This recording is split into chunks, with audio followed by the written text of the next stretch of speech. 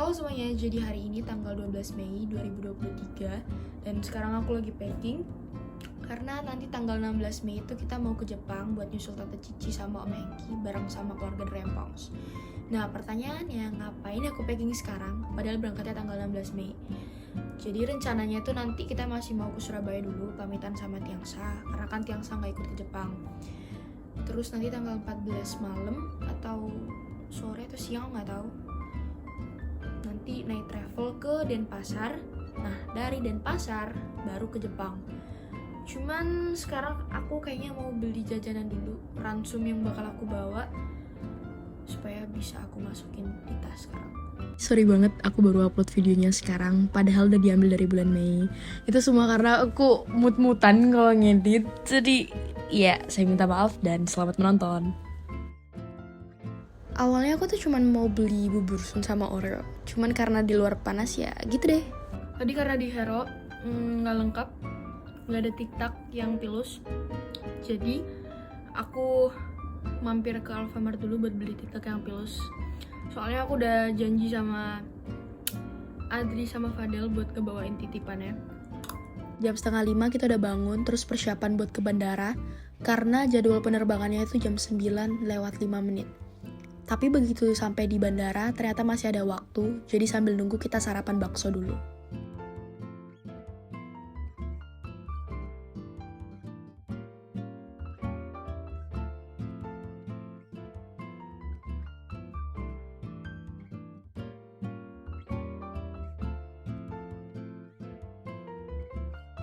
Sorenya kita ke Delta buat beli kopinya Mbak Tita, terus lanjut makan di Solaria. Cuman aku nggak makan, soalnya tadi siang yang tidak bikinin ayam ukep.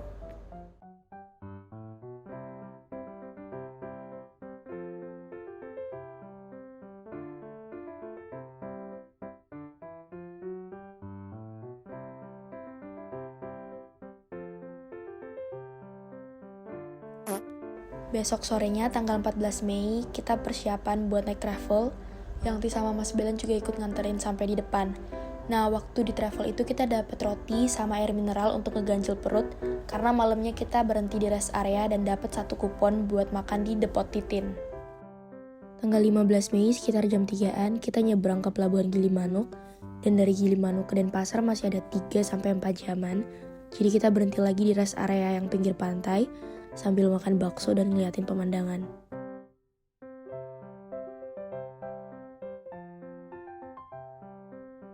Begitu nyampe di Bakung Beach Resort, kita langsung istirahat, sebelum sorenya kita lanjut jalan-jalan buat nyari gelato. Enak nggak? Enak. Ada rasa Apa? pisang. Apa? Pisang? Pisang, choco chips, Sama? sama lotus. Kau rasa apa kau? Mana saya yang pernah ada.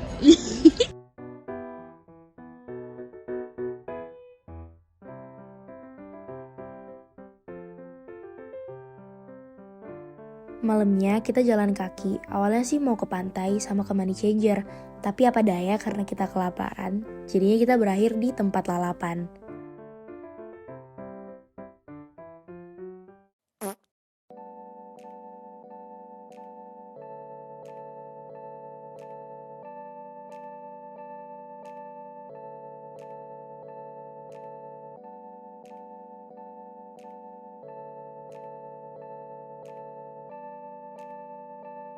Tadi perjalanannya kak, review kak, dari hotel ke bandara. Pagi ya, Iya. kita siap-siap jam 5, Mm-mm. jam 6 udah langsung ke bandara. Habis itu nyampe di sini ngantrinya lumayan panjang sih untuk check-in karena banyak ternyata. Alhamdulillah sekarang udah di gate, karena tadi habis dari check-in counter ke gate itu perjalanannya panjang kan. Kita harus lewat mall dulu. Dan ya yang kayak Mbak Tita bilang, pagi-pagi kita udah ke bandara buat check-in dan boarding. Dan dari Denpasar ke Manila itu makan waktu sekitar 4 jaman. Ntar begitu sampai di Manila, keluar pesawat itu kita tinggal ngikutin papan yang ada tulisan transfernya. Di sana kita bakal diarahin sama petugasnya buat ke gate. Oh ya, catatan juga kalau misalnya lagi di bandara, kita itu harus sering-sering ngecek layar informasi biar nggak ketinggalan kalau ada perubahan jadwal.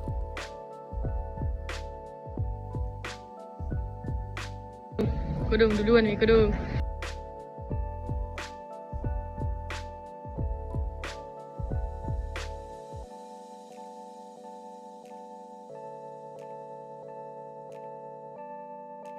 Sambil nunggu di Manila, papa mama beliin kita noodle cup untuk ngeganjel perut karena Omai udah mesenin makanan buat di pesawat. Aku ambil yang oyster, Mbak Tita ambil yang chicken, dan Mas Cesar ambil yang beef. Kita sampai di Fukuoka itu udah menjelang malam. Terus keluar dari Fukuoka Airport, kita naik bis ke stasiun buat beli tiket subway biar bisa ke Hakata Bus Terminal. Nah, dari Hakata ke Hiroshima masih ada 6 jam naik bis. Mau gak mau akhirnya kita sampai di Hiroshima itu tanggal 17 pagi. Siangnya kita keliling-keliling naik sepeda sampai malam. Agak kaget sih soalnya gak terbiasa sepedaan malam-malam. Jadi begitu sampai di hotel itu kaki rasanya kayak aduh kenapa begini. Tanggal 18 Mei pagi-pagi kita sepedaan rame-rame ke Peace Memorial Park dan kita juga nyempetin foto-foto di Atomic Bomb Dome. Nah, fun fact waktu kita lagi foto-foto itu tiba-tiba ada bule join di foto kita dan kita kayak oke.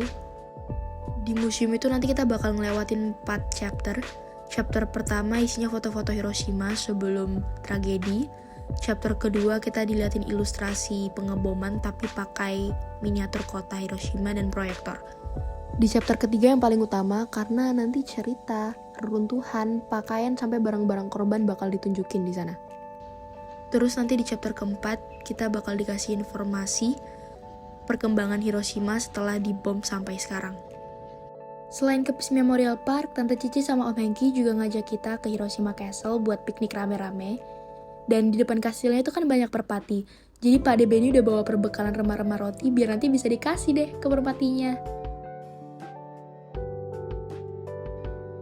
Di sekitar kastil ada pohon yang namanya Hibakujumoku. Jadi itu pohon yang selamat dari pengeboman, padahal jaraknya 740 meter dari Hypocenter. Waktu kita mau ke Hiroshima Castle Center, papa mama kan sempat foto-foto di depan poster samurai.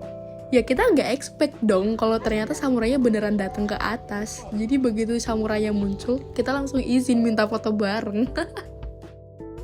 Habis piknik, kita ke museum dan beberapa barang di dalamnya itu cukup interaktif. Contohnya kayak armor yang bisa kita coba dan pedang yang bisa kita pegang buat ngetes seberapa berat sih pedangnya.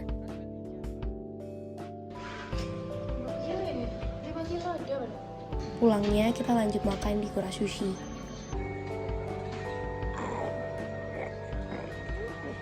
Nah, kalau makan di Kura Sushi itu kita mesennya lewat tablet. Nanti kalau makanannya udah jadi, itu bakal diantar lewat conveyor belt. Oh ya, dan tiap kali kita masukin 5 piring kotor di tempatnya, itu secara otomatis bakal muncul game di tabletnya. Dan kalau kita beruntung, kita bisa dapat hadiah.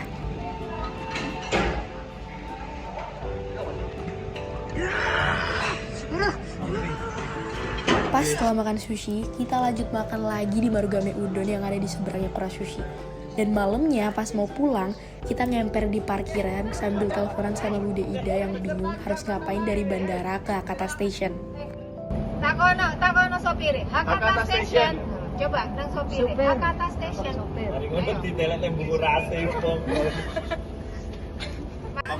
Kondisi berusaha menunjukkan Bude Ida bagaimana caranya menuju bus station dari airport.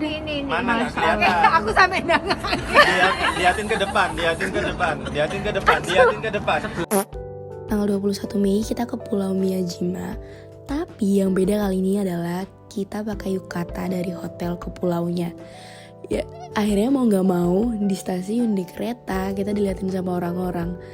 Ya agak malu sih, tapi karena kita rame-rame jadi malunya agak kependem dikit.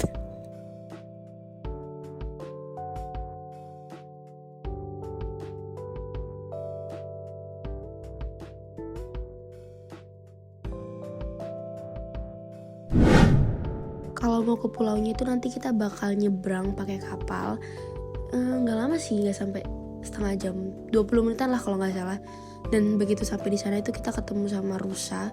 Terus kalau mau ke jembatan merah yang jadi ikonnya Miyajima, kita masih harus ngelewatin toko-toko souvenir gitu. Dan kalau lagi di Pulau Miyajima itu kita harus pinter-pinter nyari tempat istirahat, biar nanti kalau makan nggak direbut makanannya sama rusa-rusa yang di sana. Di sekitaran jembatan itu nanti ada tempat duduknya, jadi kita bisa makan bekal di sana sebelum lanjut foto-foto. Karena udah siang dan hawanya panas, jadi kita beli es krim. Dan tebak, kita diganggu lagi sama rusanya. Agak bahaya juga sih tanduknya, jadi hati-hati. Habis foto-foto di Tori, kita lanjut ke vihara yang ada di Miyajima, namanya Daisoin Temple.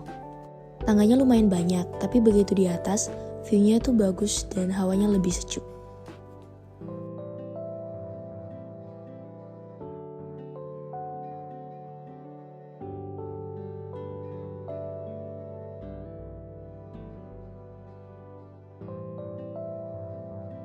Tanggal 22 Mei kita makan di Saizeriya yang ada di daerah Danbara.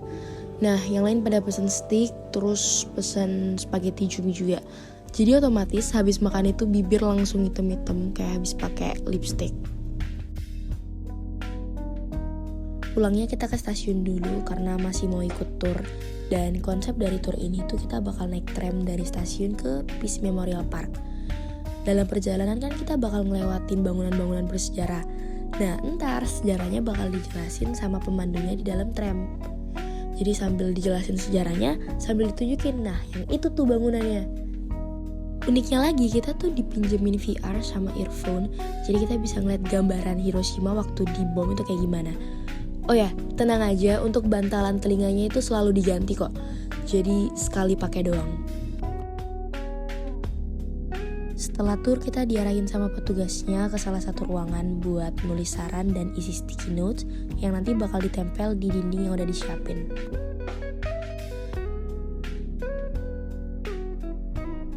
Tanggal 24 Mei kita ngetrip berlima naik Shinkansen dan tujuan pertama kita itu ke Fushimi Inari yang ada di Kyoto. Di sana itu rame banget, ada pertunjukan nari, ada murid study tour, bahkan gak jarang juga kita ketemu sama orang Indonesia. Untungnya kita dibawain tripod sama Tante Cici, jadi kalau mau foto-foto lebih gampang lah. Waktu di Fushimi Inari kita nggak terlalu banyak nge-explore karena emang se-crowded itu. Jadi cuman foto-foto, terus habis itu lanjut lagi deh ke pusat kotanya Kyoto, alias cari makan dan foto-foto di dekatnya Kyoto Tower. Dan ujung-ujungnya kita makan di McD juga. Cuman bedanya McD Jepang tuh nggak ada ayam sama nasinya, woi. Jadi cuman ada kentang, burger, sama soda doang, udah.